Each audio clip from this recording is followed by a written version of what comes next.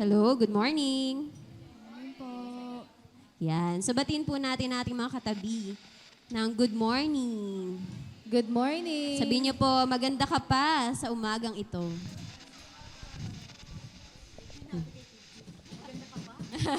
Magandang lalaki ka pa para sa mga lalaki. Ayan. So, kamusta po ang celebration nyo ng Kapaskuhan?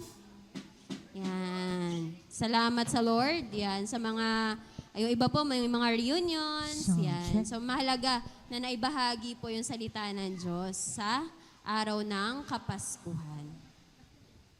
So, ngayong oras na ito, tayo po ay mag-aalay ng awit ng papuri at pagsamba sa ating Panginoon. Bigyan po natin ng palakpak ang Lord.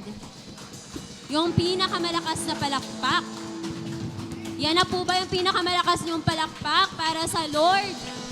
Sa ating Panginoong Jesus, na Diyos na mga Diyos at Hari na mga Hari. Salamat sa ating Panginoon na nagbigay sa atin ng kaligtasan. So pwede niyo po ba ipakita sa katabi niyo yung joy ng inyong mga muka? Joy.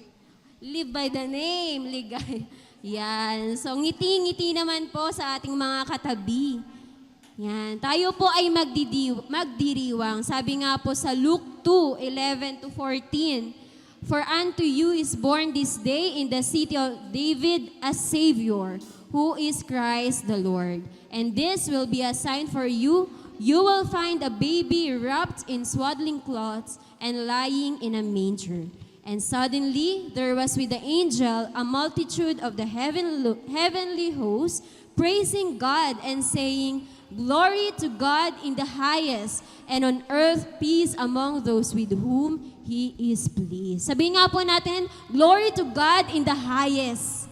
Glory to God in the highest. Amen. Talagang papuri sa ating Diyos dahil siya ay dumating sa ating mundo. At alam natin na yung purpose niya is to save the sinners. Kaya po tayo ngayon ay magdiwang. Let us sing Joy to the World. Let us clap our hands. Mintak po tayo. Pakita po natin yung joy.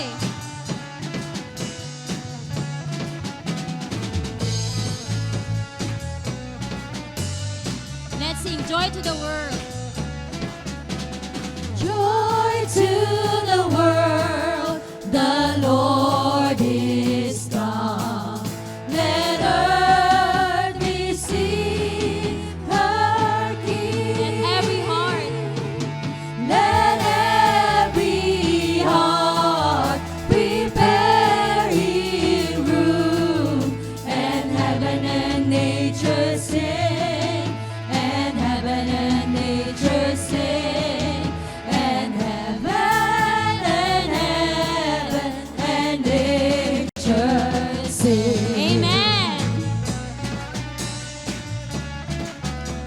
Let's sing Joy to the Earth. Joy to the earth, the Savior reigns. Let land the song and blood. Wild fields and floods, rocks, hills and plains. Repeat the sounding joy. Repeat the sounding joy. Repeat the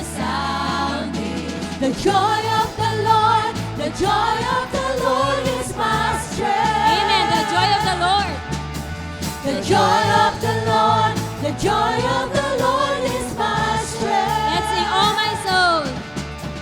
Oh my soul, bless His name. All that is within me say, the joy of the Lord, the joy of the Lord is my strength. Palakpakan po natin ating Panginoon.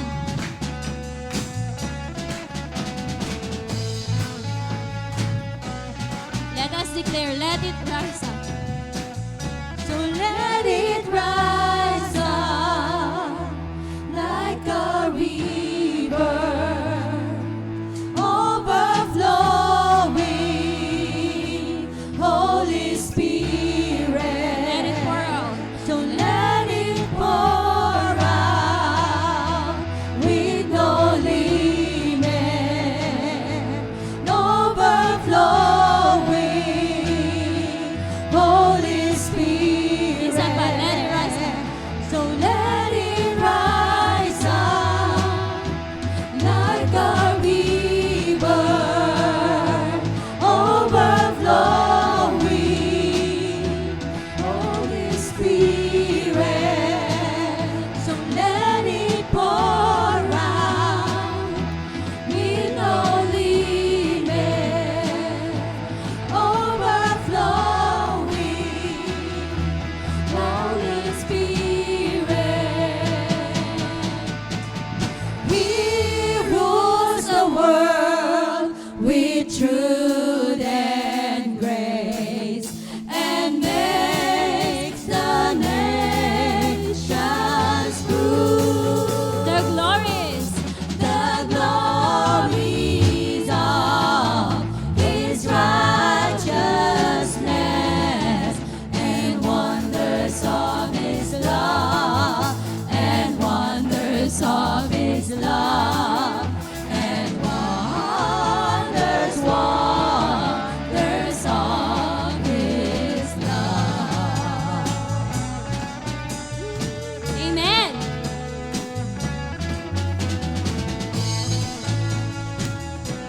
Minsan pa, let's declare the joy of the Lord.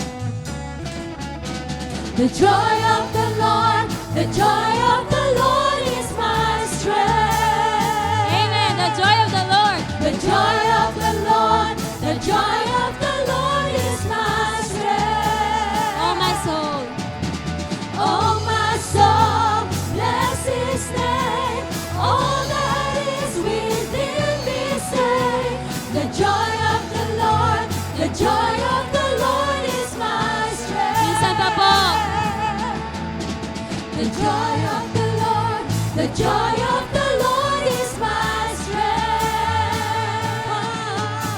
The joy of the Lord, the joy of the Lord is my strength. Oh my soul. Oh my soul, bless His name.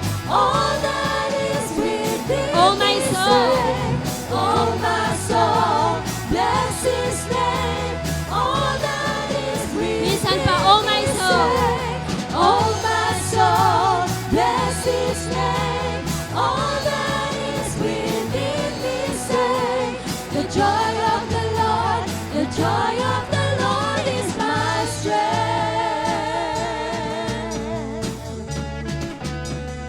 Amen.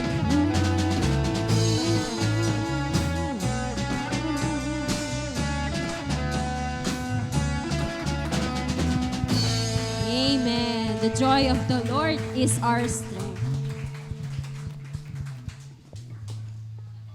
Ito pong ating next song ay ito po ay pinapakita po dito ay ang karunungan po ay hindi lamang po sa kaalaman o talino kundi sa pagsunod po at pagtitiwala po sa harap po ng Diyos. Ito pong awit na ito ay pananampalataya at pagtitiwala po sa Kanya bilang gabay natin sa buhay. Sige po, tayo po yung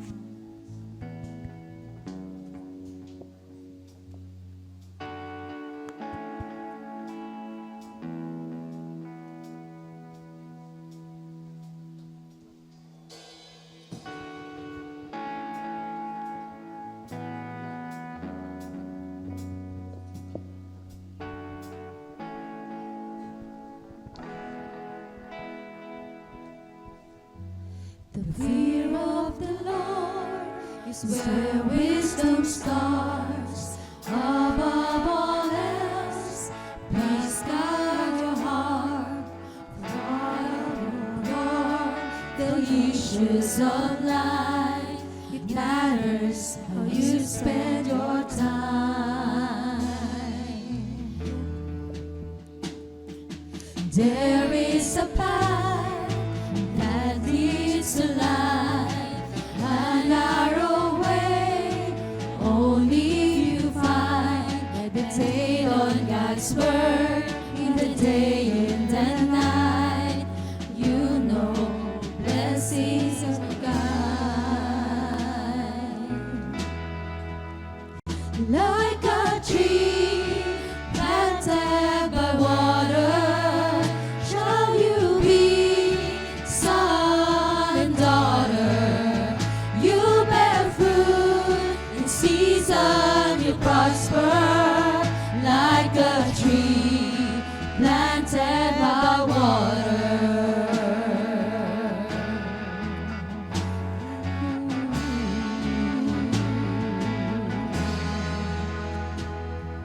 Remember to pray in everything. Always sincere. Only believe supernatural life is yours every day. Miracles in Jesus' name. Do what is good, do what is right. Be a believer with all your might. Guard your ears, guard your eyes. You have the mind of Christ. Like a tree planted by water, shall you be, son, daughter. You bear fruit in season, you prosper. Like a tree planted by water. Forgive yourself, forgive your family, forgive your friends, forgive your enemies. Do justice, love mercy, walk humbly with your God. Remove offense, make peace, do not judge.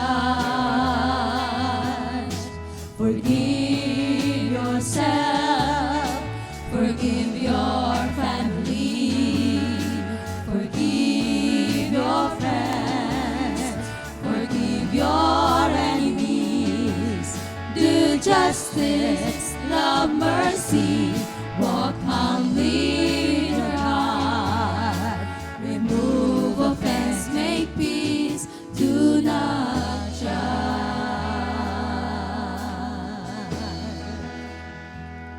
Like a tree planted by water, shall you be, son, daughter. You bear fruit in season, you'll prosper. Like a tree planted by water. Like a tree planted by water, shall you be, son, daughter. You bear fruit in season, you prosper. Like a tree planted by water. Like a tree planted by water. Like a tree planted by water.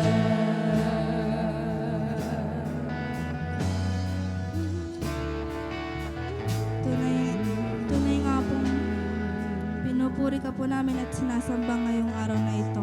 Salamat po sa buhay at lakas ng bawat isa at pagkakataong pong nandito po kami upang makapagtipon-tipon at upang sambahin ka. Punuin po mo po nawa po itong lugar na ito na ng iyong banal na presensya. Nawa po ay linisin mo po ang aming mga puso at isipan ngayon pong umagang ito. At upa po ikaw lamang po namin ang maparangalangal ngayon pong umagang ito. Maraming salamat po, Lord. In Jesus' name we pray. Amen. Amen. Palakpakan po natin ang ating Panginoon. Amen. Yes. So ngayon po, tayo po ay dumako sa pagbabasa ng ating pag-aaralan ngayong umagang ito. So kunin po natin ang ating Bible at buksan sa Psalms 1:1-6. Psalms 1:1-6. So kada isang verse po ay salitan po tayo hanggang sabay-sabay po tayo sa verse 6. Psalms 1:1-6. Verse 1, Blessed is the man who walks not in the counsel of the wicked, nor stands in the way of sinners, nor sits in the seat of scoffers. But his delight is in the law of the Lord, and on his law he meditates day and night.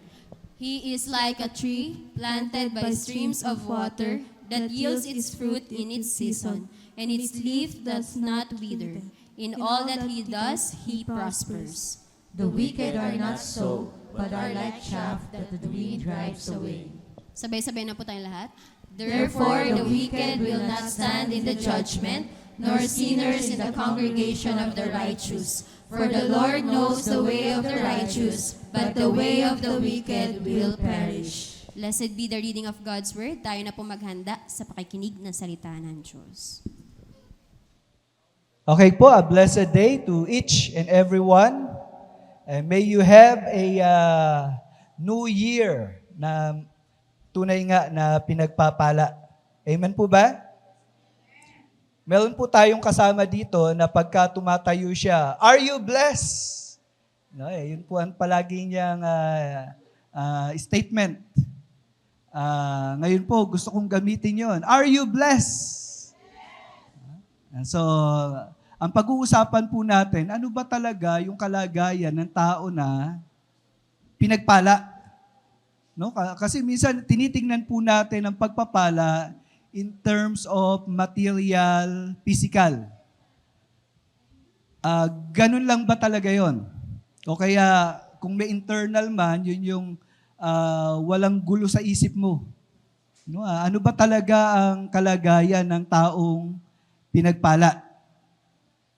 So sa umaga pong ito, pag-uusapan natin the blessed and the wicked. So kukunin po natin yung ating pag-aaral mula sa wisdom ng ating Panginoon coming from Psalms chapter 1 verses 1-6. So ito pong bahaging ito ay ihinahanda ng nag-compile ng Book of Psalms, yung kanyang mga tagabasa patungkol doon sa mensahe o topic ng kanyang collection of writings. Basically, ito'y collection ng mga awit. Kaya po ito ay tinawag na Psalms. Ang aklat po ng Psalms ay collection ng awit na may kinalaman sa pananampalataya ng mga tao na kumikilala sa Diyos. So ang ginawa nitong collector ng Psalms, yung pananampalataya na kanilang tinanggap mula sa kanilang mga ninuno, kinolekta nila. Ang mga Hudyo po, napakatalino nila sapagkat ginawa nilang awit yung kanilang pinananampalatayanan. At dahil ito'y awit, ito'y naipagpatuloy sa iba't ibang henerasyon. Kung tutuusin, sa panahon po natin ngayon, marami tayong inaawit na ito pala sinulat pa noong 19 kopong-kopong. No? Pero naipagpatuloy. Lalo na yung mga awiting pamasko. No po? So, dahil ito'y nasa isang forma ng awit, yung kahulugan ay naipagpatuloy sa iba't ibang panahon. So ganun po itong Book of Psalms. At eto nga pong pag-aaralan natin ay pasimula. Ito po ay paghahanda sa isang pananaw na nagtumutukoy sa kalagayan ng sangkatauhan. At ito po ay tungkol sa blessing. And, yun nga po, merong the other side ng blessing. So, titignan natin itong dalawang uri ng tao na ito. So, mula po sa ating pag-aaral, as an overview, makikita po natin yung the way of the blessed. No? Ano ba yung pamumuhay ng taong nasa kalagayan na siya ay blessed? No? So, linawin ko lang po, yung mga pag-uusapan po natin dito, hindi mo gagawin itong mga bagay na to para pagpalain ka. Kundi dahil ikaw ay blessed, nagagawa mo yung mga paglalarawan at pagtukoy sa mga bahaging ito ng verses 1 to 3. No? This is a description of righteous living. Ang pangalawang bahagi ay yung other side ng blessed. At itong taong to ay namumuhay sa kasamaan. Namumuhay sa kasalanan, the way of the wicked. At dito po, sa mga bahaging ito, nagbibigay siya ng babala sa atin. The danger of sinful lifestyle sa verses 4 to 6. Ano ang epekto ng kasalanan sa atin? Minsan, minamaliit natin yung kasalanan eh. Pero dahil banal ang Diyos, at ang Diyos ay mayroong katuwiran or justice, hindi mapapalampas yung paglabag ng tao sa pamantayan at panuntunan ng Diyos. Kaya may epekto ito sa buhay natin. At isang bagay pa, tandaan po natin, ang kautusan ng Diyos ay ibinigay sa atin, hindi para pahirapan tayo, kundi ang kautusan ng Diyos ay ibinigay sa atin upang turuan tayo paano tayo lalakad ng ayon sa sistema ng Diyos. At yung paglabag dun sa sistema ng ating Diyos ay nagpapahamak sa atin. At ito'y tinatawag na wickedness. So, blessed or wicked, anong klase ng buhay meron tayo? At anong mangyayari kung ganito ang pamumuhay natin? So, pag-usapan po natin muna yung the way of the blessed. So, verses 1 to 3. Sabi pong ganon, ang unang makikita natin dito, yung taong blessed, he despise evil. Sabi pong ganon sa talata, blessed is the man who walks not in the counsel of the wicked. Pag sinabing walks not, ibig sabihin, hindi niya pinamumuhay yung payo ng mga taong masasama. Sa panahon po natin ngayon, marami po tayong pag-aaral o natututunan sa social media. Di ba? At alam naman natin, hindi maiwasan, minsan may mga fake news dyan. But of course, meron ding mga totoo na sinasabi. Ako po, marami kong pagkakataon na yung learning ko, yung pag-review ko sa natutunan ko, nagagamit ko yung social media eh. Kaya lang, mayroong tinuturo ang social media na nilalayo ka sa Diyos. No, pwede kayong magsama nang hindi kayo kasal. Yung lalaki, pwedeng magdalaga. Yung babae, pwede magbinata. Ano, kaya naman, pag mayroon kang bata na ayaw mong isilang abortion, minsan may mga pagtuturong ganyan na labag sa pamantayan at panuntunan ng Diyos. May nagsasabi din, express yourself bilang kabataan. Kaya inaaway mo, maski magulang mo. Ayaw mo sumunod sa pamantayan ng otoridad. Maraming counsel na binibigay sa atin ang mundo. At kapag ito daw po ang ating pinamumuhay, nalalayo tayo sa pagpapala. Ang pangalawa, ang blessed man, sabing gano'n, nor stands in the way of sinners.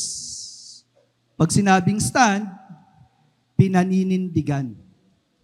Ito na yung pinanghahawakan mo. Ayaw mo nang baliin. No, para bang ito na yung kinalakihan ko, ito na lang ang tatanggapin ko. Ito lang ang tama. Dahil ginagawa ng marami, gagawin ko na din. No? Pinaninindigan mo na yon. Pero kung ito naman ay galing sa mga tao na namumuhay ng taliwas sa plano at kalooban ng Diyos, kung yan ang pinaninindigan mo, then you are not blessed. Kaya nga po, yung mga tao who do not stand in the way of sinners, they are blessed. Ang pangatlo, sabi, nor sits in the seat of scoffers. Ang scoffers po, yan po yung mga maiingay, nanunuya, nanlalait sa Diyos. Pero ito po yung problema. Marami tayong naririnig na ganyan. Actually, sa pananaw natin ngayon, no, mayroong pinopromote na atheism, materialism, communism. No, marami pong mga philosophy, values, principles na taliwas sa itinuturo ng salita ng Diyos. Ang problema, kung hindi mo lang ito pinaninindigan, kundi pinapanigan pa. No, yun po ang ibig sabihin ng nakaupo sa upuan ng scoffers. Kumbaga, pag nagpaplano ka, yung plano mo ay hindi sang-ayon sa kalooban ng Diyos. Tandaan po natin, si Adan at si Eva, bakit pinalaya sa Haldin? Isang napakagandang lugar. Well provided ang lahat at higit sa lahat yung presensya ng Diyos. Napakalapit sa kanila. Kaya lang, they were cast out from the garden. Bakit? Dahil pinili nilang sumuway sa kalooban ng Diyos. Di po ba? Yan ang nangyari kay Adam and Eve. And then, bakit dumating ang Noah's flood? Ngayon po, may mga archaeological research na itong Noah's flood, totoong nangyari sa kasaysayan ng sangkatauhan. Kaya nga po, mayroong mga fossils o buto ng mga isda, buto ng mga creature sa tubig na nasa pinakamataas na bundok. No, nakikita nila yun eh. Anong ibig sabihin nun? It only shows na talagang dumating yung isang mataas o malaking pagbaha sa buong mundo. Kaya naman, no wonder, mayroong mga remains ng mga fossils na nasa matataas na lugar. At marami pong pag-aaral na talagang napatunayan nangyari itong great flood. And there are research na sinasabi, discoveries, na nakita nila yung remains ng ark ni Noah. Kaya naman itong flood na to, talagang nangyari sa kasaysayan.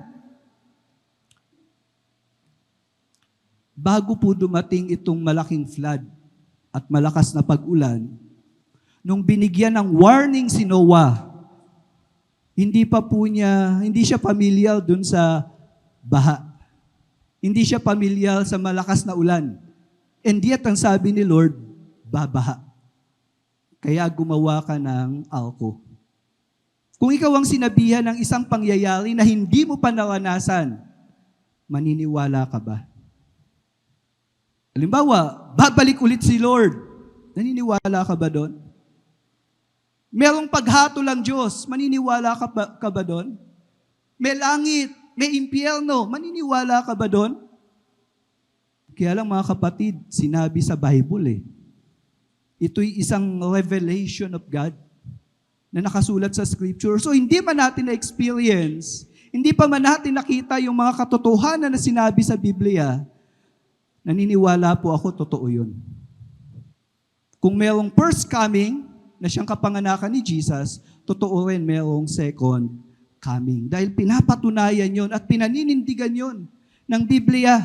Sa panahon ni Noah, dahil ang tao pinili nilang maging masuwayin sa Diyos, lumayo sa Panginoon, hindi kilalanin ng Diyos. Nakakatakot, nangyayari na sa atin ngayon yan eh. Nung mga panahon na yan, nagbigay ng babala ang Diyos. Judgment will come sa pamamagitan ng baha. And it happens. Sodom and Gomorrah. Familiar kayo? Again, mayroong archaeological research regarding this event. Alam natin, may isang bayan, o hindi isa, dalawang bayan sila. Sodom at Gomorrah, namumuhay sila sa kalaswaan, paglalasing, namumuhay sila talagang napakalayo sa Diyos. At itong grupo ng mga taong ito pwedeng maging cancel sa lipunan. Di po ba kapag may cancer cell, anong dapat gawin sa cancer cell? Dapat patayin o alisin? So the same thing is true, yung pamumuhay ng mga taga Sodom at Gomorrah, malala. Kaya naman, ang judgment ng God, paslangin sila. Sodom and Gomorrah happened. Yung pagtupok sa kanila. Can you imagine, umulan ng apoy? Umulan ng asupre dun sa isang bayan na ito. According to the research, may na-discover silang isang napakalaking lupain, puros abo ang nandoon. At yung mga abo, nung pinag-aaralan nila, ito ay abo ng sibilisasyon ng mga tao. That's why they concluded that that place was Sodom and Gomorrah. It happened. Bakit? Kasi ang tao, imbis na makinig sa warning regarding sa epekto ng kasalanan, naging matigas ang ulo nila. Sabihin nyo nga po, tanong nyo nga po sa katabi nyo, matigas ba ulo mo?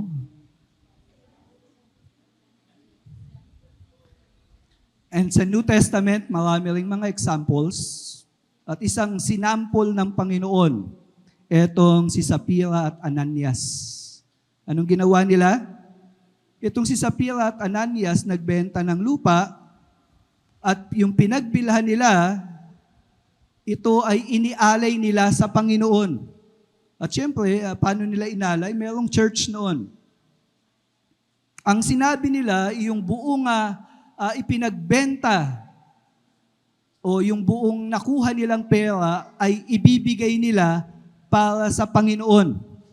Pero dumating yung time nung ibinibigay na nila sa church yung kanilang benta, hindi nila binibigay lahat.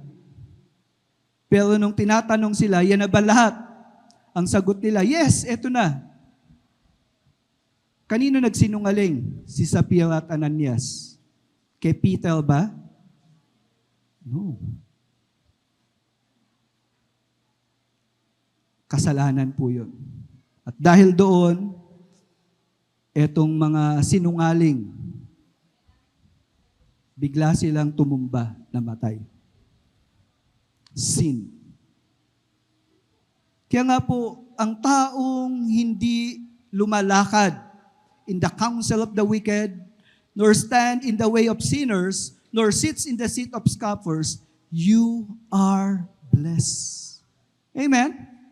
So pag hindi mo ginagawa o hindi mo na ginagawa yung mga gawain na labag sa pamantayan at panuntunan ng Diyos, yun ang kalagayan ng taong pinagpala.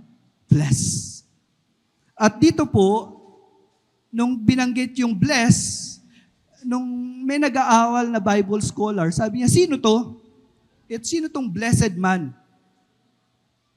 Hindi si Abraham dahil nagsinungaling siya. Hindi rin si David dahil nangalunya siya. Sino to? It only points out to Jesus Christ. Siya yung taong blessed. Amen? And the good thing, yung mga taong iniligtas ng Panginoon, all things work together for good to those who love Him, to them who have been called according to His purpose. And then sabi sa verse 29 ng Romans 8:28 to 29, for them to be conformed to the image of His Son. So kung si Jesus yung blessed man, ang mga mananampalataya na nakaranas ng pagliligtas ng Panginoon, ikaw na mananampalataya na minahal ng Panginoon, alam natin, ligtas na tayo. Pero yung kaligtasan ay patuloy nating nararanasan upang hubugin tayo sa wangis ng ating Panginoong Jesus. Amen? You are being conformed to the image of the Son of God, Christ. Because He is God in human form. At habang nako-conform tayo sa image ng Kanyang anak, it means you are blessed. So hindi yun dahil mayaman ka, tandaan nyo, ang kayamanan, mawawala din. Hindi dahil gumaling ka lang sa sakit mo. Bless ako kasi gumaling ako sa sakit ko. Pero yung ugali mo naman, napakasama. Yes, pwedeng gumaling ka sa sakit mo, pero darating yung time, magkakasakit ka pa rin. Hindi yun blessing eh. The blessing happens when we are being conformed to the image of His Son. Tanungin mo nga yung katabi mo, mabait ka na ba? Alam nyo, while we are being conformed in the image of Christ, yun ang totoong blessing. Amen? Despise evil. Anong ginagawa niya, itong taong blessed? Delight on God's law. Ito yung pangalawa. But his delight is in the law of the Lord. Pag sinabing delight, kasiyahan. Tanong, saan ka masaya? Ano nagpapasaya sa'yo? Itong taong blessed, isa lang kasiyahan niya. Yung maunawaan ang salita ng Diyos. Yung itinuturo ng Panginoon. Pag nailagay ka na sa kalagayan na ganyan, na talagang pag nakakaunawa ka ng salita ng Panginoon, nakikilala mo si Lord, tapos masaya ka, then isang palatandaan yan that you are blessed. At dumadating yung time na hindi ka kontento nang hindi mo nababasa ang Bible at naintindihan ito. No, hindi ka kontento doon. Gusto mo makilala ang Panginoon. Gusto mo maging malapit sa Kanya. Gusto mo maunawaan ang mga katotohanan tungkol sa Panginoon. Then yung ganyang kalagayan, you are blessed. Pero kung ikaw yung tipo ng tao na pag pinag-aaralan yung Word of God, tinatamad ka, minamadali mo, pag pinag-aaralan yung Word of God, wala yung interest mo doon. Pero pag kasama mo yung barkada mo, ang saya-saya mo. Pagkasama mo yung mga kaibigan mo, pumupunta kayo sa mall, nanonood ng Netflix, ang saya-saya mo, parang walang pagsidlan yung kaligayahan mo. Pero yung ginagawa mo naman, paglayo sa Diyos. Then something is wrong with that. Dahil ang taong blessed, he delights in the law of the Lord. Kaya nga sabi sa aklat ng Job 23 verse 12, sabi ni Job, sinusunod ko ang kanyang mga utos at iniingatan ko ito sa aking puso. Pinahahalagahan ko ang mga salita niya ng higit pa sa pang-araw-araw na pagkain ko. Sino dito mahilig kumain? Sino dito may craving? No, pagka nalulungkot ka, ikakain mo lang. At meron po mga tao, sabi nila, ba't ka nagtatrabaho? Nagtatrabaho ko para kumain. Ba't ka kumakain? Kumakain ako para magtrabaho. Hanggang dun lang. mahalaga ang kumain. Tama po ba? Pero tignan niyo yung sabi nitong ni Job. Pinahahalagahan ko ang mga salita niya ng higit pa. Saan? Sa pang-araw-araw na pagkain ko. May mga pagkakataon, mas gusto niyang, maski wala ng food on the table, basta naiintindihan ko ang mga bagay tungkol kay Lord. Okay na sa akin yun. Yung iba, pagka wala nang makain minsan, ay, hindi ako attend ng church, hindi ako attend sa discipleship, hindi ako attend, kasi kailangan kong kumain. Tandaan nyo, hindi ka naman pababayaan ng Lord pag inuna mo siya. Niniwala po ba kayo doon? Seek ye first the kingdom of God, and all these things shall be added. Malinaw yung pangako Malinaw yung sistema ng Diyos. Pag siyang una sa lahat, you will be provided. Kaya si Job, naintindihan niya yon. Kaya sabi niya, higit pa sa pagkain. His delight is in the law of the Lord. Yaan ang taong pinagpala. Are you blessed? No, salamat sa Lord. Alam ko yung iba dito, ang layo pa ng mga pinanggalingan. At yung hindi makarating dito, talagang sa online, hindi pumapalya So may prayer meeting tayo online. Palagi ko kayong nakikita. Nawa ang dahilan nun dahil meron kayong hunger and thirst to know God. At maski mapuyat, minsan kasi sa prayer meeting natin, inaabot ng alas 10, alas 11. Minsan ilang oras na lang, kinabukasan Pero nandun ka pa rin. Bakit? Kasi gusto mo makilala si Lord At ganun po ang taong blessed. Kung may pagmamalaki ka sa buhay na to, ipagmalaki mo na nagpakilala ang Diyos sa'yo. Ipagmalaki mo na kilala mo ang Diyos. Amen? It is not about riches or strength. Hindi yun ang ipagmamalaki mo. Nawawala yun Ipagmalaki mo, nagpakilala ang Diyos sa'yo. At sabi pang ganon, and on His law, He meditates day and night. Pag sinabing meditate, yan po yung sinabi sa Salmo. Again, yung Salmo, another term for Psalms o awit. 119 verse 15. Ang inyong mga tuntunin ay aking pinagbubulay-bulayan at iniisip kong mabuti ang iyong pamamaraan. Sabihin nyo nga po, pamamaraan. Not your ways.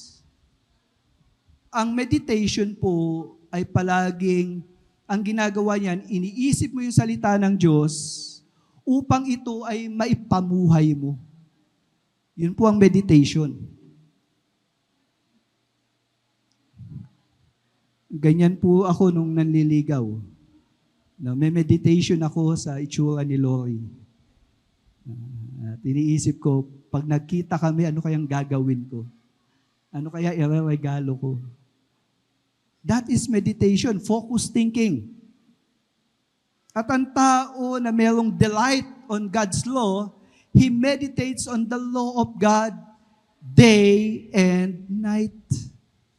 Tandaan nyo, ang mga katotohanang natutunan natin sa salita ng Panginoon, kung hindi natin maipapamuhay, kapos po yan sa kalooban ng Diyos.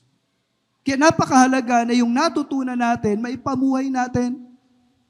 And the moment na maipamuhay natin, dun ka masaya. And every time you fail to obey, meron kang lungkot.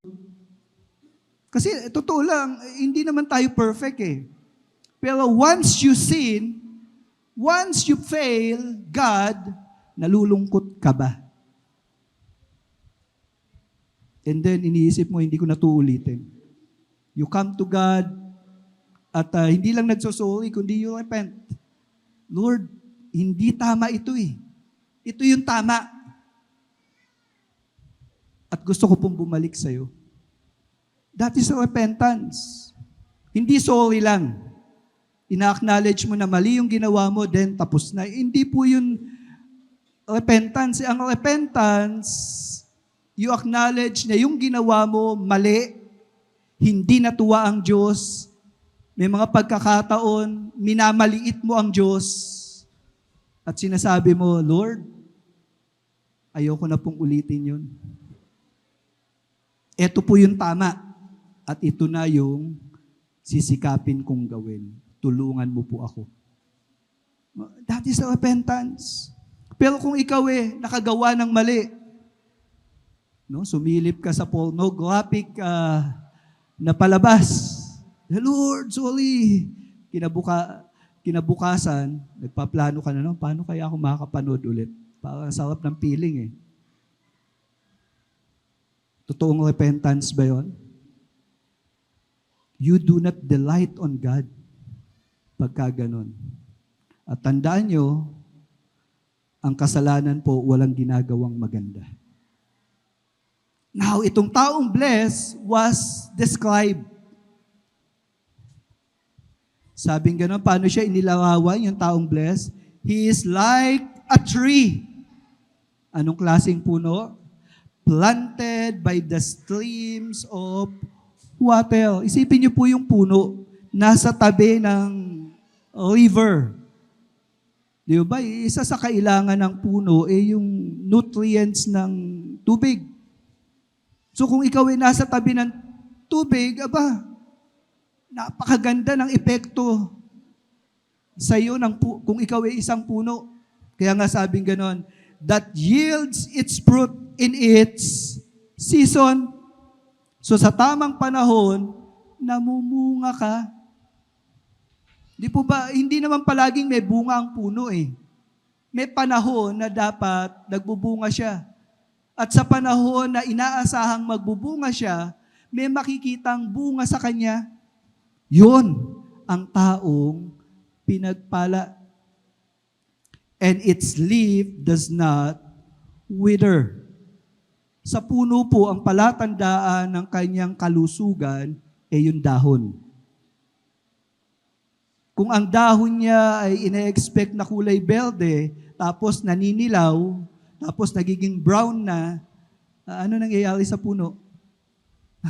Unti-unti nang namamatay yun. Pero ang taong blessed, meron siyang vibrancy, meron siyang life. Buhay na buhay siya. At ganun po ang ginagawa ng Panginoon. Sa 2 Pedro 1:3-4, tignan niyo po yung sabi.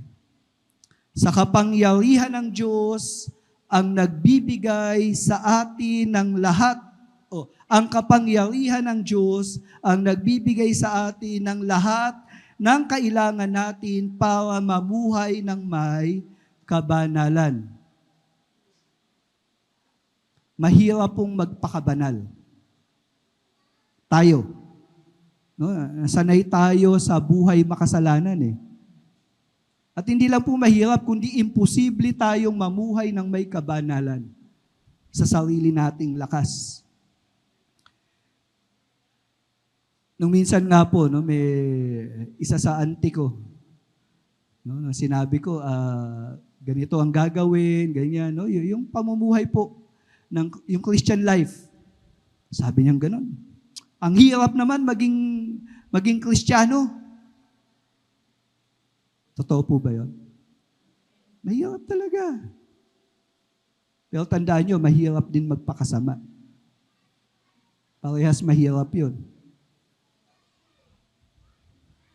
Pero yung pamumuhay ng may kabanalan, ito ay nangyayari lang dahil sa kapangyarihan ng Diyos. Amen? God is at work in the lives of those people who are saved.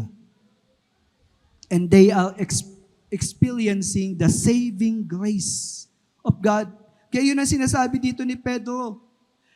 Ibinigay o kumikilos yung kapangyarihan ng Diyos, ibinigay lahat sa atin. Bakit? Para mamuhay tayo ng may kabanalan. Sabi pa po sa ika-4, ipinagkaloob niya sa atin ang mahalaga at dakila niyang mga pangako. Ganito po kahalaga na alam mo ang pangako ng Diyos. Kung alam mo ang pangako ng Diyos, sisikapin mong mamuhay ng kalugod-lugod sa Kanya. But there are times dahil hindi mo alam yung pangako ng Diyos, natutukso ka na gumawa ng sarili mong paraan upang mabuhay. And there are times, ini-entertain mo yung takot. No? Yung normal lang natatakot, no? Bahagi ng pagkatao natin yan. Pero yung ikaw namumuhay na sa takot, paranoid ka na. Iba po yun. Pero kung alam mo yung pangako ng Diyos, kaya mong labanan yung takot. No, hindi ka, kung nai-stress ka, sandali lang, nalalabanan mo agad. Nade-depress ka, sandali lang, nalalabanan mo agad. Bakit? Kasi kilala mo ang Diyos. Alam mo may pangako siya sa'yo. Amen. My God shall supply all my needs according to His riches and glory. He will never leave us nor forsake us. Kung ang Diyos ang kakampi ko, sinong lalaban sa akin? Hello? Kung alam natin yung mga pangako na yan, isipin nyo, gaano ka kasigurado sa buhay na to. Na yung problema mo, dadaan lang yan. Dahil may pangako si Lord. Hello? Di ba, ikaw, sino po empleyado dito? Di ba nagtatrabaho ka, o businessman, nagtatrabaho ka kasi alam mo, susweldo ka eh. Wala pa sa'yo yung sweldo mo, pero excited ka magtrabaho. Bakit? Susweldo ka eh. Pangako yun ng kumpanya eh. Sipag-sipag mo. Ayaw mo malate sa opisina. Lahat ng pinagagawa sa'yo, ginagawa mo, maski wala na dun sa kontrata. Bakit? Kasi may pangako. Susweldo ka. At may pagkakataon nga po, yung employer mo sumasablay. Pero nagtatrabaho ka pa rin. May pangako eh. How much more may pangako ang Diyos? Naniniwala ka ba? Pinangahawakan mo ba? The only way for us to continue in this life, meron kang pinangahawakan na pangako ng Diyos. At sabing ganun, lahat ng pangako na kailangan nating malaman, ibinigay na sa atin. Kaya magkakaroon tayo ng kakayanan upang mamuhay ng may kabanalan. Kaya sabi, para makabahagi tayo sa kabanalan ng Diyos at matakasan ang mapanirang pagnanasa na umiiral sa mundong ito. Take note, yung pagnanasa na ibinibigay ng mundo, sisirain ka nito. Ilan sa inyo yung bumigay sa pagnanasa ng mundong ito? Gusto ko yumaman, yayaman ako, yayaman ako, yayaman ako. Alam niyo po, maraming naghangad yumaman, tumalikod sa Diyos. Ano na ang buhay nila ngayon? Tingnan mo yung pamilya nila, ano nangyari sa kanila? Kaya nga po mga kapatid, hindi ganon ang pagpapala. Ito ang pagpapala. At kapag ikaw ay tulad ng puno na ito, blessed, sabi pong ganon, in all that he does, he prospers. Grabe, no? Take note, all. Superlative eh, all. May natira pa ba? Ano nangyayari? prospers. Yung prosper po dito, hindi ito prosperity ng physical material, kundi pag sinabing you prosper, it means you are able to do successfully God's will. Yung plano ni Lord, nakakapag-participate ka. At dahil nagpa-participate ka sa ginagawa ng Diyos, hindi ka niya iniiwan. Nararanasan mo yung kilos ng Panginoon. Maski na maraming umaaway sa'yo, maski na maraming masama ang loob sa'yo dahil going straight ka na eh. Pero sa kabila ng mga persecution, troubles, still, nagagawa mo pa rin yung kalooban ng Panginoon. Ito po ang larawan ng taong pinagpala. Si Joshua, naging kapalit ni Moises yan.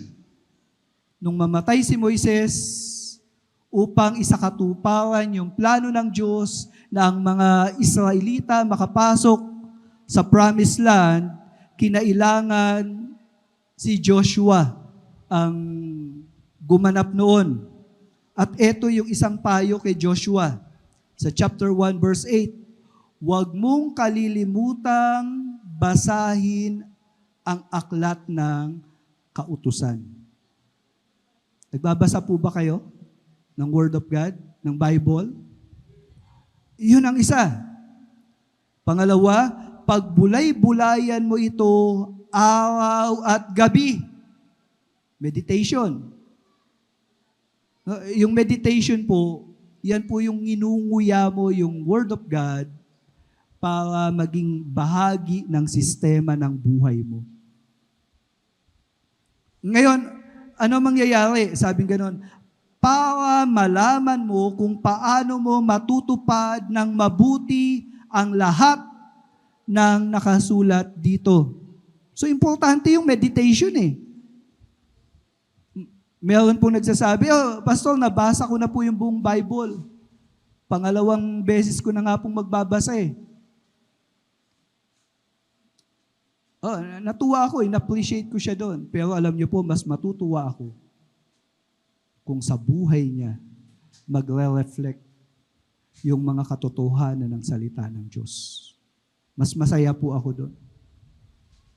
Yung application po ang napakagandang pangyayari sa buhay natin ng pagkatuto sa salita ng Diyos. Kasi maraming mga scholar ng Word of God, sablay ang buhay, nangangalunya, nagnanakaw ng fund sa kanilang simbahan, minamanipulate yung mga member para sumunod sa gusto nila. Teka lang, sino tong taong to? Totoo ba siya? Totoo bang bless yung tao na yon? Ang tao pong bless, yung natutunan niya sa Word of God, ipinamumuhay niya. Sabi pong ganun kay Joshua, kung gagawin mo ito, uunlad ka at magtatagumpay. Kasi God will supply yung kailangan mo. Tanong, alam ba ni Lord yung pangangailangan mo? Lord, gusto ko nang mag-asawa. Kaya maski hindi mananampalataya, pinapatulan mo. Lord, gusto ko na yumaman, kaya taya ka ng taya sa loto. Lahat ng patay, nandun ka. Tumataya ka din. Gusto mo yumaman eh. Minsan yung pawaan natin eh, hindi maka-Diyos. Akala natin makakatulong. Pero tandaan mo, kung susunod tayo sa pamantayan at panuntunan ng Panginoon, mararanasan mo siya. Ako po ay hindi mayaman, pero marami akong kaibigan. Maraming nagmamahal sa akin. Hindi po ako mayaman, pero yung pong nakakakilala ako sa Panginoon, meron akong comfort, meron akong joy, meron akong peace. At maski may mga instance, hindi maiwasan, nag-aaway kami mag-asawa, pero secured ako. Kasi alam ko, mahal na mahal ako ni Lord. Amen? Pero bumabait na po asawa ko. Salbahe po kasi ko, kaya ako Kaya nag-aaway kami. Pero bumabait na din ako. Nagsisikap kaming sumunod sa pamantayan at panuntunan ng Panginoon.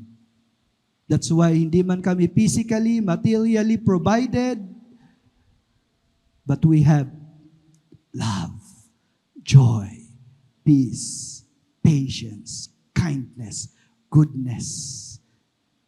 Hello? Yun po yung tunay na kayamanan. Amen? That is the way of the righteous. Palakpakan nga po natin ang Lord. Parang ayaw nyo. Yan ba yung palakpak na... Now, the way of the wicked. Tignan nyo po ito. Makinig po tayo. Ano mangyayari sa tao na lumalayo sa Diyos? It was described. Sabing ganon, the wicked are not so. So, ibang-iba dun sa blessed condition. No? Kinukontra. But are like chaff that the wind drives away. Nakita na po ba kayo ng ipa? Yung mga kabataan po kasi ngayon, bihira na yung nagpipili ng palay. Nung panahon ko, nahalata tuloy edad eh.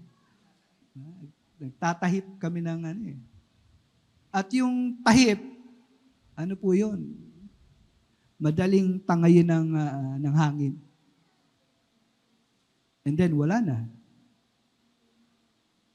Ganun po inilarawan ang pamumuhay sa kasamaan.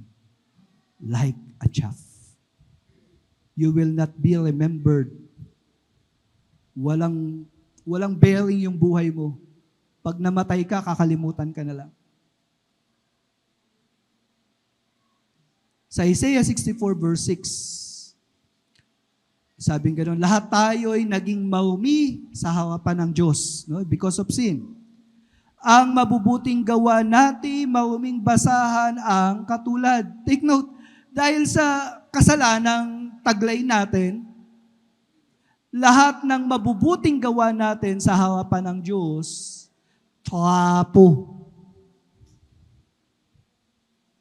Dito nga po, yung trapo ay pasador. Alam niyo yung pasador? Nung hindi pa uso yung napkin sa babae, ito po yung nilalagay. Ganun kadumi ang ginagawa natin sa Diyos. Lord, I offer this. Kaya lang dahil makasalanan ka, yung inaalay mo kay Lord, itinuturing na pasado. Mauming basahan. O ngayon po, uso na yung napkin na ginagamit ng babae pag monthly period. Sino dito may collection ng napkin niya? Ay, tatago ko to. Oh, nakakadiri ka. Ganun po inilarawan ang mabubuting gawa ng tao na hindi pa pinatawad sa kasalanan. Yung mabubuting gawa ay tulad ng mauming basahan. And then ano nangyayari sa mga taong to? Nalalanta na tayong lahat gaya ng mga dahon. Tinatangay tayo ng malakas na hangin ng ating kasamaan. Ganun po. Kaya nga po walang maliligtas sa mabuting gawa eh. Kasi yung ginagawa natin sa harapan ng Diyos, gaano man yang kaganda, gaano man kahirap yung sakripisyo mo para sumunod sa utos ng Diyos, kung hindi ka pa tumatanggap ng kapatawaran na ginawa ni Jesus, lahat ng mabubuti mong gawa, maruming basahan. At ikaw, para kang tuyong dahon na tinatangay palayo sa Diyos. Sa Mateo 3:12, tingnan niyo yung sabi, nasa kamay niya ang kanyang kalaykay. Ang ipa ay susunugin niya sa apoy na hindi mapapatay. Ito pa yung consequence ng wickedness. Kung ikaw ay tulad sa ipa, yung ipa na yan, tandaan nyo, time will come, susunugin. Kaya po merong impyerno, merong Gehenna na tinatawag sa Greek. Yun po yung lugar ng basurahan at yung mga basura, anong ginagawa? Dahil they are worthless, sinusunog. So ganun din po sa isang kamalig. Yung wala ng pakinabang, sinusunog. So kung wala si Jesus sa'yo, kung hindi nagpakilala si Jesus sa'yo, at ikaw tumatanggi ka na magkaroon ng relasyon sa ating Panginoon sa harapan ng Diyos, you are worthless. Hello? Nabubuhay ka ngayon, pwedeng successful ka sa maraming bagay. Engineer ka, doktor ka, marami kang achievement in this life. But time will come. Mawawala ka rin sa mundong ito. Kaya sa Marcos 8:36, tignan niyo yung payo, ano ba ang mapapala ng isang tao kung mapasa kanya man ang lahat ng bagay sa mundo? Take note ha. Lahat ng bagay sa mundo, nasa kanya na. Pero, mapapahamak naman ang kaluluwa niya. Ano mapapala? Busy ka, ayaw mo dumalo sa gawain, ayaw mo lumago sa pananampalataya kasi gusto kong mataas ang grade ko, gusto ko maging honor ako, gusto ko ma-maintain yung scholarship ko. Eh kung napapahamak naman yung kaluluwa mo, may ipapalit ka ba sa value ng kaluluwa mo? Mapapalitan ba yan ng kabisihan mo? Anong mapapala? Mga kapatid, ganyan ang wicked. Tuloy pa natin. Tandaan natin, mayroong discrimination ang God. Minsan, sabi natin, sa mata ng Diyos, pantay-pantay naman lahat. Hindi totoo yun. Tignan niyo po, itong mga sumunod na talata. Therefore, the wicked will not stand in the judgment. Sabi sa aklat ni Judas, no, hindi po ito yung Judas na nagkanulo, kapangalan lang po ito. Pero isa to sa mga unang alagad ng Panginoon. Sa Judas chapter 1 verse 15. Narito dumating ang Panginoon nakasama ang kanyang laksa-laksang mga banal upang igawad ang hatol. Kanino? Sa lahat at upang sumbatan ang bawat kaluluwa sa lahat ng kanilang masasamang gawa na kanilang ginagawang may kalikuan at sa lahat ng mga bagay na malupit na sinasalita. Yun yung pangalawa. Sa kanya ng mga hindi makadiyos na makasalanan. So ano hahatulan? Yung ginawa mo at yung sinalita natin. Yung ginawa natin, sinalita natin, nalabag sa utos ng Diyos, kasama yan sa hatulan ng Panginoon. Minsan, hindi ko naman ginawa yun pero sinabi mo. Pero inisip mo. Kasama yun. Ipapatunayan ng Diyos na dapat kang mapunta sa impyerno dahil sa mga paglabag na yun. So darating yung time na yan. Kaya nga, the wicked will not stand in the judgment. Pag hinatulan ka ni Lord, hindi ka makakapagreklamo. Lord, I don't deserve. Mabait naman ako. Tandaan nyo, isang kasalanan lang, sapat na dahilan yan para itapon tayo sa impyerno. Ihiwalay tayo sa Diyos. Isang kasalanan lang. Bakit? Kasi banal nga ang Diyos Para pumasok tayo sa langit, kailangan natin ng perfect righteousness. At kung hindi natin yan makukuha, hindi tayo papasok sa langit. Pero yung perfect righteousness na yan, na kanino? Na kay Jesus. Yung perfect righteousness na yan, inireregalo niya sa mga sasampalataya sa Kanya. Amen? Kaya tayo na sumampalataya, pwedeng pumasok sa tahanan ng Diyos. Amen? But the wicked will not stand in the judgment. Kaya nga, nor sinners in the congregation of the righteous. ang sumampalataya sa Panginoon, itinuturing na righteous. But righteousness, not on the merit of what we have done, but righteousness on the merit of on what Jesus has done. Ang nangyari sa pagtubos sa kasalanan natin, tayong makasalanan, yung kasalanan natin, ibinigay yung parusa kay Jesus. No? And then, yung katuwiran ni Jesus, yung holiness ni Jesus, yung righteousness ni Jesus, iniregalo sa atin na sumampalataya. So, nagkaroon ng exchange gift.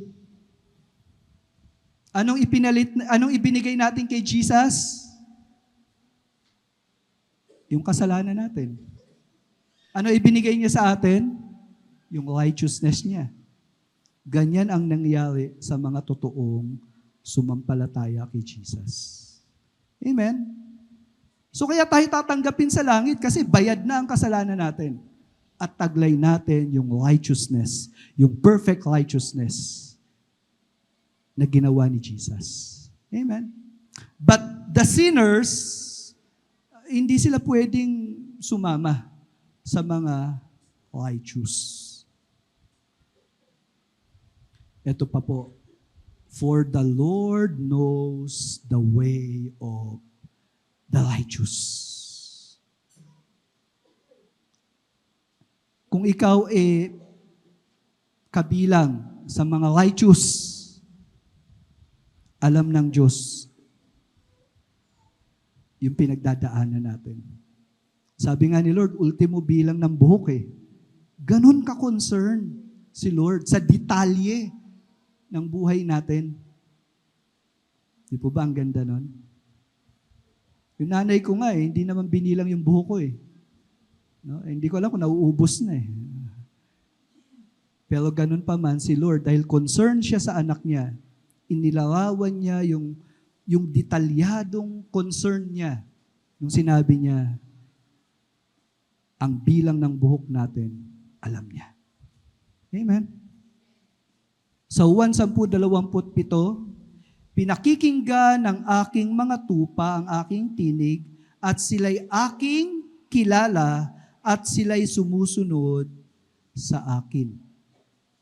So kung ikaw ay kabilang sa tupa ng Panginoon, ito ang ugali mo. Nakikinig ka sa tinig ni Jesus. And then, sumusunod ka.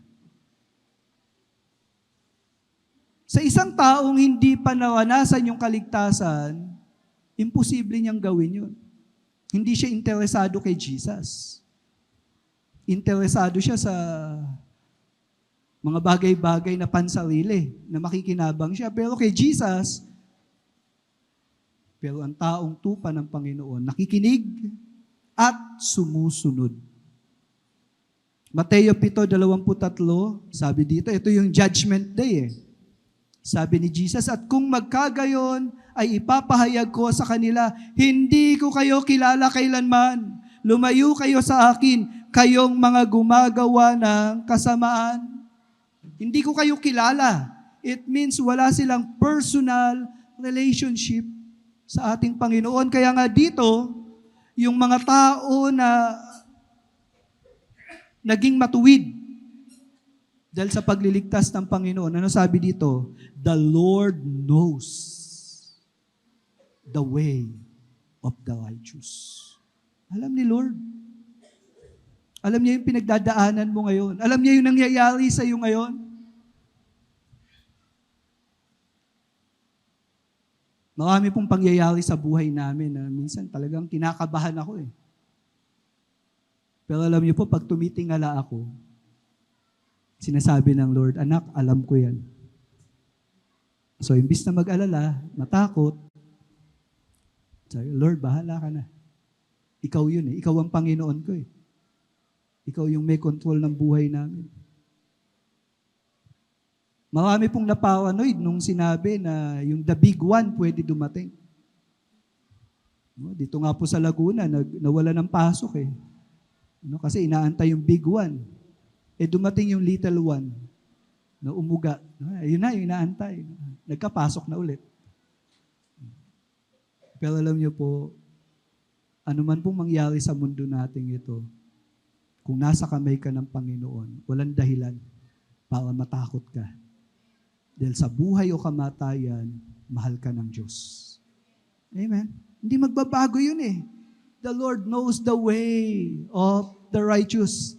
Ngayong kinontra, sabi, but the way of the wicked, tiyak ito, will perish. Sa Malakias 3:17 hanggang 18, sinabi ng Panginoong makapangyarihan, magiging akin sila sa araw ng paghatol ko. Tinutukoy doon yung mga mananampalataya. Ituturing ko silang isang tanging kayamanan, hindi ko sila pausahan. So, yung mga iniligtas, hindi naman nakalimutan ni Lord yung kasalanan natin eh. Nandun pa rin yun. Kaya lang, ang sabi ni Lord, pinatawad. Tinanggap. Itinuring na anak. Amen. Sa harapan ng Diyos, tinatanggap ka niya dahil sa ginawa ng kanyang anak sa krus ng Kalbaryo na pinananampalatayanan mo ngayon. Amen. Ituturing ko silang isang tanging kayamanan, hindi ko sila pausahan. And sabi sa verse 18, at muling makikita ng mga tao ang pagkakaiba ng mabuti at ng masama, at ang pagkakaiba ng naglilingkod sa akin at hindi. Pag ang Diyos tumingin mula sa langit, dalawang uri lang ng tao.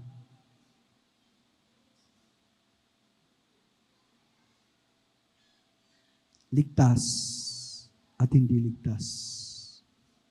Mabuti at masama. Ganun lang tumingin si Lord. And time will come. Yung pagkakaiba nila, it will be revealed on the last day. Pag bumalik ang Panginoon, lahat ng mga tao makikita nila, ay, iba pala ang mga taong born again kesa sa hindi. Hello? Kasi ang Panginoon ang kumikilos sa buhay ng mga tao niya. Amen? May discrimination. Kaya wag nating sabihin na lahat papasok sa langit. Tanggap naman ako ng Diyos. Mabait naman ako. I'm telling you, kung wala si Jesus Christ sa buhay mo, maski gaano ka kabait, maski gaano kalaki yung sakripisyo mo sa paggawa ng kabutihan, dahil hindi ka pa nakatanggap ng kapatawaran sa kasalanan, mauming basahan sa harapan ng Diyos lahat ng ginagawa mo. Ngunit, kung ikaw ay sumampalataya sa Panginoong Hesus, inamin mo na makasalanan ka at kailangan mo ang Panginoon bilang tagapagligtas. Kinilala mo siya bilang Panginoon, you will be saved. Amen? At yan po ang kalagayan ng marami sa atin na narito ngayon. At kung ikaw hindi ka kabilang sa mga yon, may panahon pa. Hanggat hindi ka pa kinukuha ni Lord, may panahon pa para magdesisyon. At ito yung araw na yun ng paglapit sa Kanya. So in summary, the way of the blessed, description of righteous living, paano yun? They despise sin and delight in God's teaching. Yung delight po dyan, kasama dyan yung obedience. The way of the blessed is righteous living. You're blessed kapag ikaw ay nakakapamuhay ng matuwid. Kasi malapit ka kay Lord eh. Yung pamantayan at panuntunan ni Lord, yun ang nilalakawan mo eh. So imposible na hindi mo maranasan ang Diyos. At the same time, the way of the wicked, merong danger of sinful lifestyle. Tandaan niyo po yan, mapanganib yan. Wickedness leads to worthlessness. Sa mata ng Diyos, you are worthless. Walang halaga.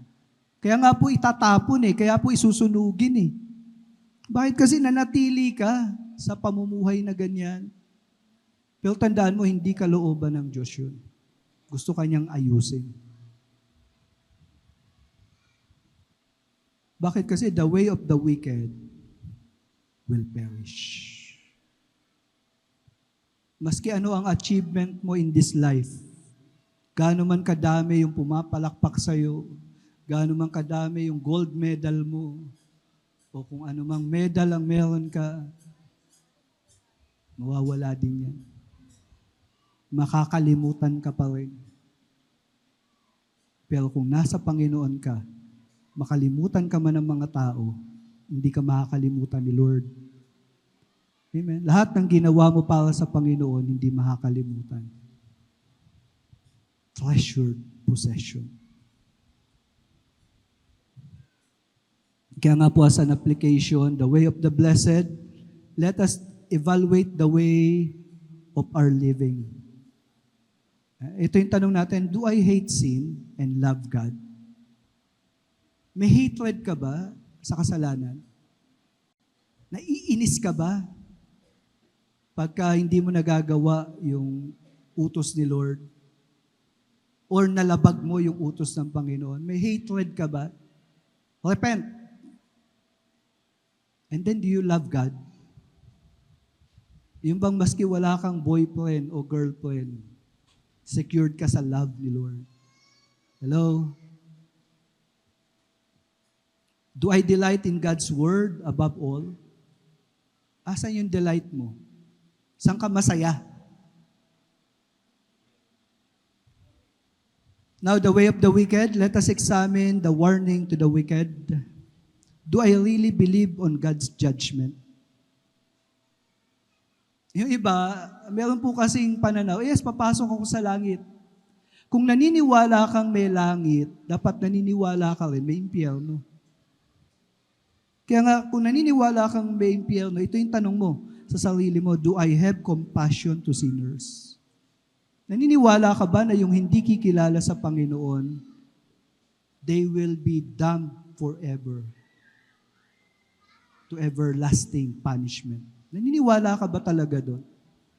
Kung naniniwala kang magpasawalang hanggan, nakapiling ang Panginoon, dapat naniniwala din tayo na yung kapahamakan ng hindi kikilala, magpasawalang hanggang kapahamakan. Kaya nga, kung ganyan ang sitwasyon, anong ginagawa mo ngayon? Kaya ito po yung challenge ko. So, share your answer to our application question. Yan po yung 4. And then, share what you have realized in our study of the way of the righteous and the way of the wicked. Anong natutunan mo ngayon? And because of that, in view of all of this, how will you live your life coming 2026? Kung may pagkakamali tayo ngayon 2025, dahil buhay ka pa, pwede pa ayusin yan sa tulong ng Panginoon. Amen?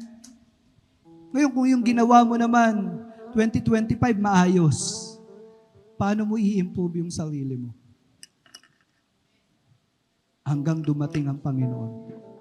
Kasi darating siya. So itong Psalms chapter 1 is tungkol sa blessed and wicked. Now, sino ka dito? Pwede po bang tumayo tayong lahat?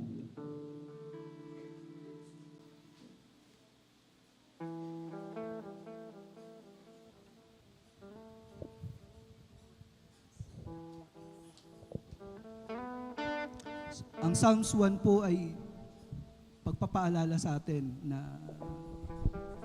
yung blessed life, na kay Jesus yun. Siya yun. At tayo bilang mananampalataya, papunta tayo doon. Christ likeness. At yun ang blessing. Yun ang blessed condition to become like our Lord and Savior. God in human form. Hindi po tayo magiging Diyos. Kaya nga si Jesus, He became man like us. Pero siya bilang tao, makikita natin kung ano ang plano ng Diyos sa pagiging tao natin. Nanonood pa rin po ako ng sine. Nanonood ako ng Netflix. Nagkakapi-kapi kami. No? Makikita niyo yan sa mga Facebook account ko. Kasi tao ako. Nag-aaway kami mag-asawa. Pero nagmamahalan kami. Kasi tao ako. Pero I am being transformed by the Lord. At yun po yung pinakamagandang bagay. Nawa, patuloy po tayong lumapit sa Lord. At ganito ang iglesia ng Panginoon. Ganito ang kaharian ng Diyos na pinaghaharian niya. As we sing this song, let us be meditative sa mga katotohanan na to.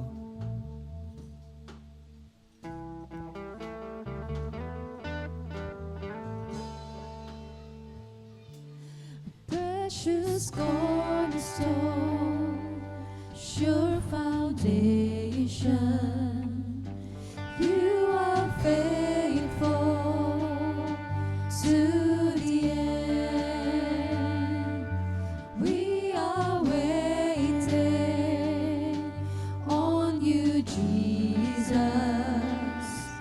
We believe you're all to us.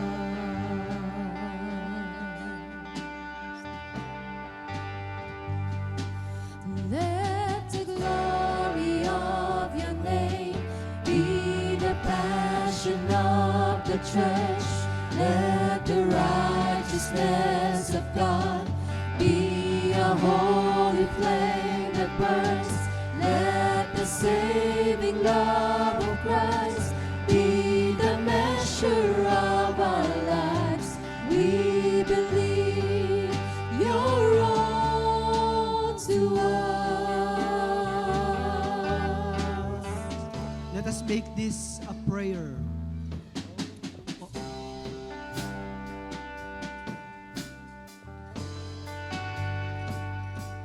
The only Son of God, sent from heaven, hope and mercy at the cross. You are everything, you're the promise. Jesus, you are all to us.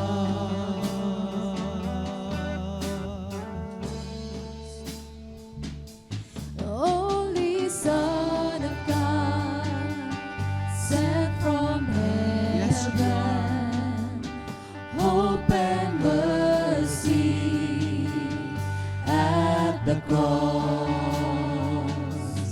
You are everything, you're the promise. Jesus, you are all to us.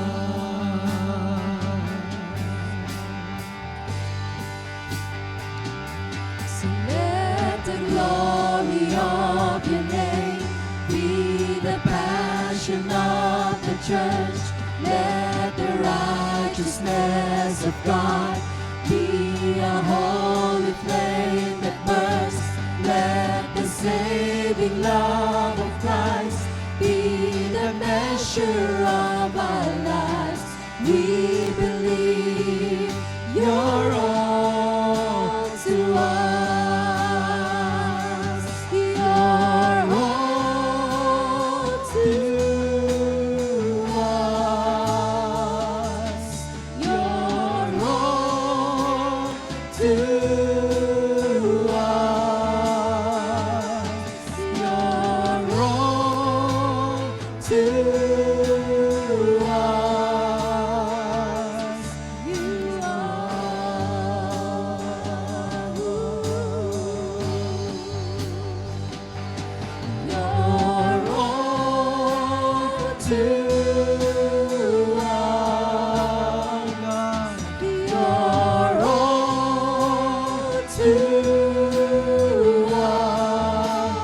on.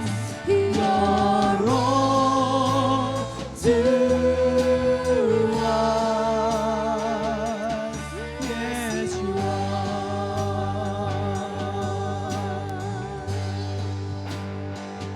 So let the glory of your name be the passion of the church.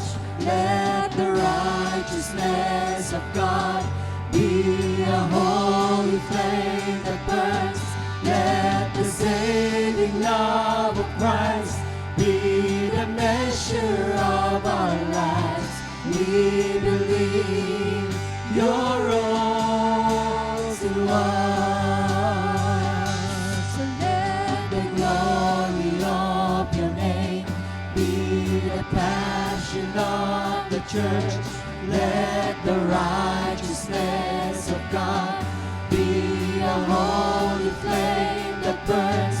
Let the saving love of Christ be the measure of our lives. We believe you're all. Yes, you're all to us. Oh, yes. You're all to us. You're all to Yes, sing this song to the Lord. Say it. You're all to us. Yes. You are. Yes, you're all to us. Come on, everybody sing this song. Say it to the Lord. You're all to us. You're all to us. You're all to us. You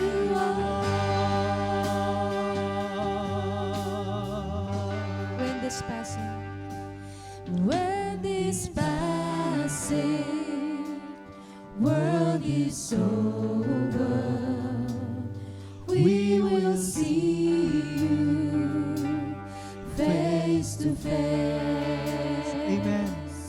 And forever we will worship Jesus, you Once again, are all.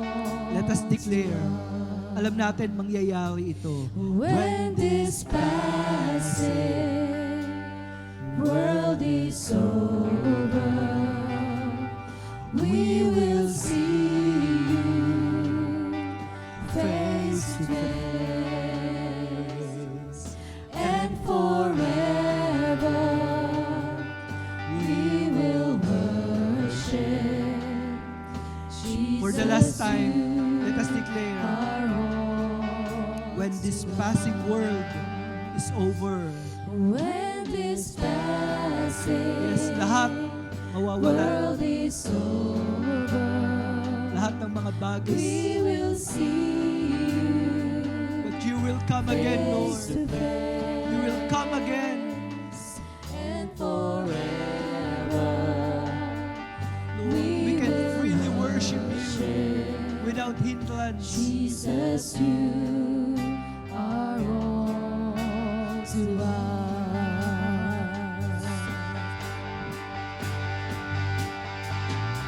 So let the glory of your name be the passion of the church. Let the righteousness of God be a holy flame that burns.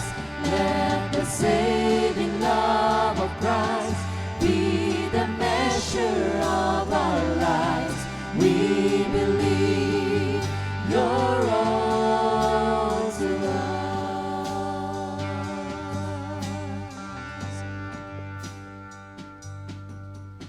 With lifted hands, now to the King eternal, immortal, invisible, the only God. Let us give the due worship. Ibigay natin yung tamang paglilingkod at pagsamba sa nag-iisang Diyos. Sa ating Ama na nagpahayag ng awa at biyaya sa mga makasalanang katulad natin. Sa ating Panginoong Yesus na siyang umako ng parusa para sa kasalanan. At sa banal na Espiritu na nagbigay sa atin ng pananampalataya upang lumakad ng ayon sa kanyang plano at kalooban. May the Lord bless you and keep you. May the face of the Lord shine upon you. And may the gracious hand of God be upon each and every one. In the name of the Father, of the Son, and of the Holy Spirit. Everybody says and agree. Amen.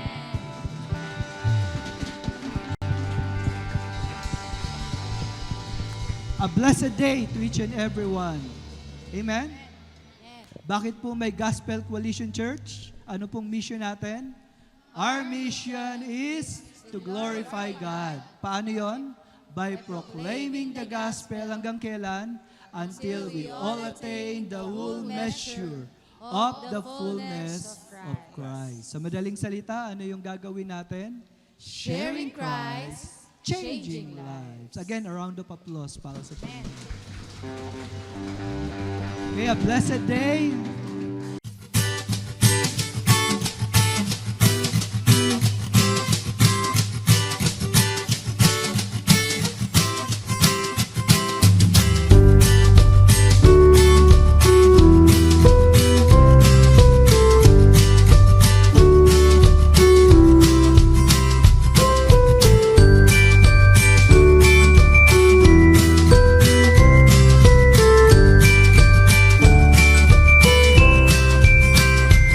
GCC, Gospel Coalition Church.